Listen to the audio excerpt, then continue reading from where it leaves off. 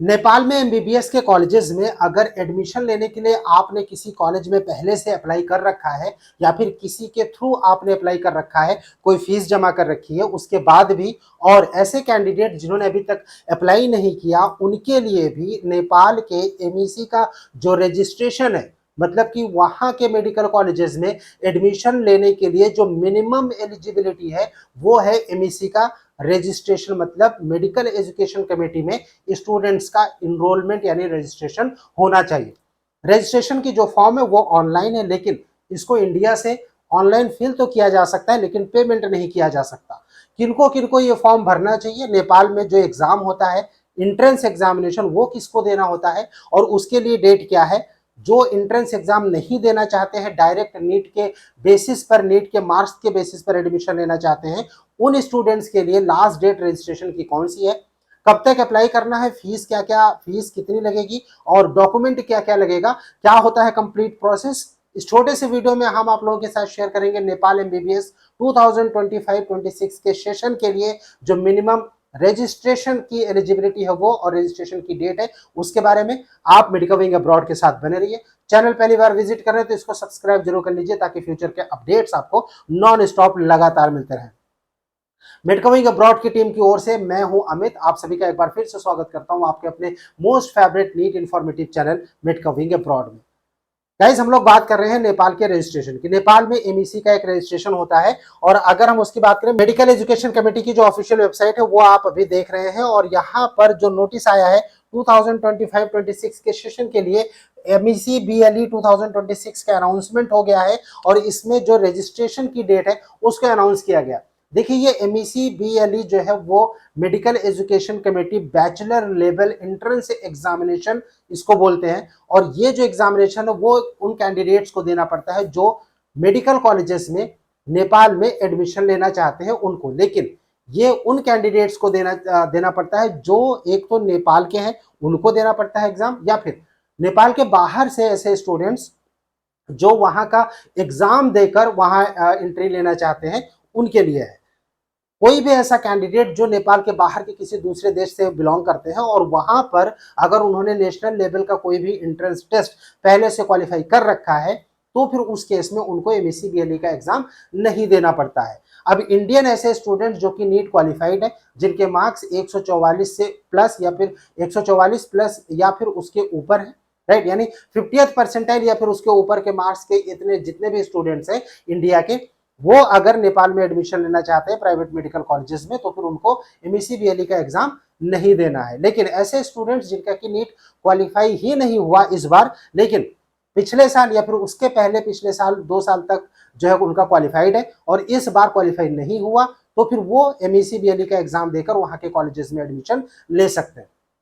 यहां पर जब कैंडिडेट अप्लाई करते हैं तो फिर इनको दो में से कोई एक ऑप्शन ही चूज करना पड़ता है। मतलब या तो आपको एग्जाम देना है उसके लिए अप्लाई कर सकते हैं और या फिर आपको नीट के बेसिस पे जाना है।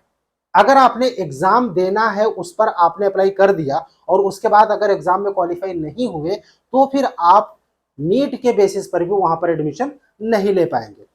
ऐसे स्टूडेंट जिनका कि ऑलरेडी 50th परसेंटाइल या फिर उसके ऊपर मार्क्स हैं तो वो सभी कैंडिडेट्स यहाँ पर नॉट टू अपियर सब कैटेगरी फॉरेन 2 में उनको अप्लाई करना पड़ता है। अब उसकी डेट देख लेते हैं और उसके बाद रजिस्ट्रेशन की जो प्रोसेस है वो समझ लेते हैं। ऐसे कैंडिडेट जो कि फॉर्म वहां पर दे के एमईसी का एग्जाम देंगे कैटेगरी 1 में, राइट, तो वो जो डेट है उसके लिए 18 अगस्त 2025 से शुरू हुआ है और ये 14 सितंबर लास्ट डेट है डबल पेमेंट के साथ में। लेकिन 7 सितंबर तक जो है वो जो रजिस्ट्रेशन फीस है नॉर्मल वही पे करके रजिस्ट्रेशन कर सकते हैं। कैंडिडेट वो जो कि नीट के बेसिस पर जाएंगे वो सभी कैंडिडेट कैटेगरी 2 में आएंगे और कैटेगरी 2 के लिए जो एप्लीकेशन ओपन किया गया है वो 18 अगस्त 2025 से स्टार्ट किया गया और ये चलेगा 12 अक्टूबर 2025 तक। यानी इस बार सबसे ज्यादा टाइम दिया गया है एमईसी के रजिस्ट्रेशन के लिए नेपाल में बाहर के स्टूडेंट्स को, यानी फॉरेन कैटेगरी के सब कैटेगरी के स्टूडेंट्स को इस बार अक्टूबर तक का टाइम दिया गया है। जो एग्जाम की डेट है वो यहाँ पर मेंशन है उन सभी स्टूडेंट्स के लिए जो कि एग्जाम देंगे। फिलहाल सब कैटेगरी 2 जो foreign not to appear in MEC BLE but conditionally of to apply on the basis of the obtain rank minimum of 50th percentile. जैसे मैंने आपको पहले बताया 144 मार्क्स या फिर उसके ऊपर अगर आप कैटेगरी से क्वालिफाइड है यहाँ तो फिर आप नेपाल में एमबीबीएस के एडमिशन लेने के लिए एलिजिबल नहीं है, अगर आपका 50th परसेंटाइल से कम है तो। 50th परसेंटाइल या फिर उससे ज्यादा के नीट के मार्क्स चाहिए अगर आप वहां पर अप्लाई करना चाहते हैं तो फॉरेन कैटेगरी 2 में। अगर नहीं है तो उस केस में आपको फॉरेन कैटेगरी 1 में एग्जाम देकर वहां पर एडमिशन लेने के लिए एलिजिबल होना पड़ेगा।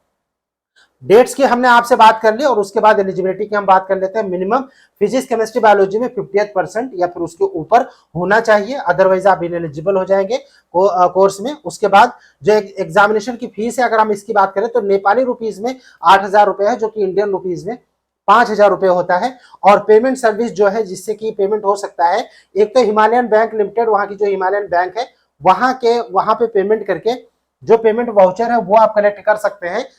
इसके अलावा अगर हम पेमेंट सर्विसेज की बात करें तो bank deposit at any branch of Himalayan bank limited, यानी हिमालयन बैंक लिमिटेड की किसी भी ब्रांच में आप पेमेंट कर सकते हैं, या फिर कार्ड पेमेंट कर सकते हैं, या फिर करेक्ट आईपीएस कर सकते हैं, या फिर खाल्टी एंड ई सेवा कर सकते हैं। अब ये जो सर्विसेज हैं, ये जितने भी card payment, connect IPS, Khalti and eSewa, ये सिर्फ नेपाल के ही पेमेंट गेटवे के पास है, यानी नेपाल में ही और नेपाल से ही इसका पेमेंट हो सकता है, इंडिया से पेमेंट नहीं हो सकता। ऐसे केस में अगर वाउचर नंबर आपके पास नहीं है तो फिर आप ये फॉर्म अप्लाई नहीं कर पाएंगे।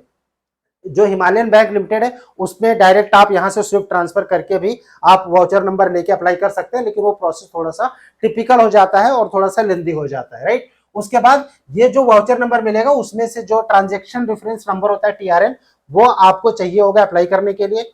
रिसेंट पासपोर्ट साइज फोटोग्राफ आपको चाहिए। ई आधार या फिर पासपोर्ट आपके पास होना चाहिए अप्लाई करने के लिए। Scan copy photo of signature, ठीक है, कि जो सिग्नेचर आपका है उसकी जो है स्कैन कॉपी होनी चाहिए, वो फोटोग्राफ होना चाहिए।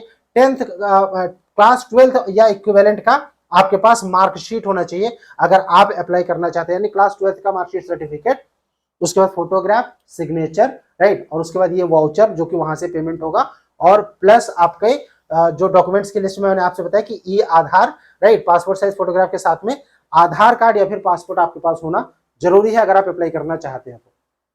अब एप्लीकेशन इसका ऑनलाइन यहां से ओपन तो होता है, लेकिन वाउचर नंबर जब तक नहीं मिलेगा तब तक आप इस एप्लीकेशन को फिल नहीं कर सकते। ऐसे केस में आपको किसी ना किसी की हेल्प लेनी पड़ेगी ये फॉर्म कंप्लीटली फिल करने के लिए। मिड कमिंग अब्रॉड की टीम से अगर आप हेल्प चाहते हैं कि आपका एमएससी का फॉर्म जो है वो कंप्लीटली फुल अच्छे तरीके से भर दिया जाए, तो उसके लिए आप हमारी टीम से कांटेक्ट कर सकते हैं। कांटेक्ट करने के लिए जो नंबर है, WhatsApp number plus calling number, वो स्क्रीन पर इस वक्त शो हो रहा है साइड में, या फिर ऊपर जो स्क्रॉलिंग बार है वहां पर भी नंबर शो हो रहा है, उस नंबर पर आप हमें कांटेक्ट या फिर कॉल कर सकते हैं। अब ये फॉर्म भरना किसको है? ऐसे स्टूडेंट जो कि नीट क्वालिफाइड नहीं है, एडमिशन लेना चाहते हैं नेपाल के मेडिकल कॉलेजेस में, एमईसी का एग्जाम दे के ले सकते हैं। ऐसे स्टूडेंट जिनका 144 या फिर उसके ऊपर मार्क्स है और वो नीट के बेसिस पर जो है एडमिशन लेना चाहते हैं नेपाल के किसी प्राइवेट मेडिकल कॉलेज में, उनको ये फॉर्म भरना है, राइट। तो ये फॉर्म भरना मैंडेटरी है। ऐसे वो सभी कैंडिडेट जो कि ऑलरेडी नेपाल के किसी मेडिकल कॉलेज में अप्लाई कर रखा है, जिन्होंने किसी न किसी के थ्रू, उनको भी ये फॉर्म भरना जरूरी है। आपने जिनके साथ भी कांटेक्ट किया उनसे एक बार बात करके जरूर इंश्योर कर लें कि आपका फॉर्म एमएससी में कंप्लीटली अच्छे तरीके से फिल कर दिया गया है, क्योंकि अगर आपका फॉर्म रिजेक्ट हुआ तो उस केस में आपका एडमिशन नहीं होगा, भले ही आपने क्यों ना बुकिंग अमाउंट वगैरह सबमिट करके पहले से ही कर रखी हो, जो कि जरूरी नहीं होती है नेपाल में, राइट। खैर, आपका एडमिशन अच्छे तरीके से हो जाए, आप एमएससी का फॉर्म अच्छे तरीके से भर लें। आपको कोई दिक्कत होती है, कुछ अगर आप पूछना चाहते हैं, कोई सवाल होता है, आप हमें व्हाट्सएप कर सकते हैं या फिर कॉल कर सकते हैं, जो नंबर इस वक्त स्क्रीन पर शो हो रहा है इस नंबर पर, या फिर वीडियो के कमेंट बॉक्स में आप कमेंट भी कर सकते हैं। स्टे ट्यून्ड विद अस, जो नेपाल के बारे में नेक्स्ट अपडेट होगी, इस बार वहां पर सीट भी बढ़ी है कई सारे कॉलेजेस में, और फी स्ट्रक्चर भी में भी थोड़ा सा मॉडिफिकेशन किया गया है। कितने मार्क्स पर कौन से कॉलेजेस मिल सकते हैं उसके बारे में डिटेल्ड अपडेटेड वीडियो हम नेक्स्ट में आप लोगों के साथ शेयर करेंगे इसी चैनल पर। आप चैनल को सब्सक्राइब जरूर कर लीजिए ताकि फ्यूचर के अपडेट्स आपको नॉन स्टॉप लगातार मिलते रहे। Thank you for watching made coming abroad. Thank you so much.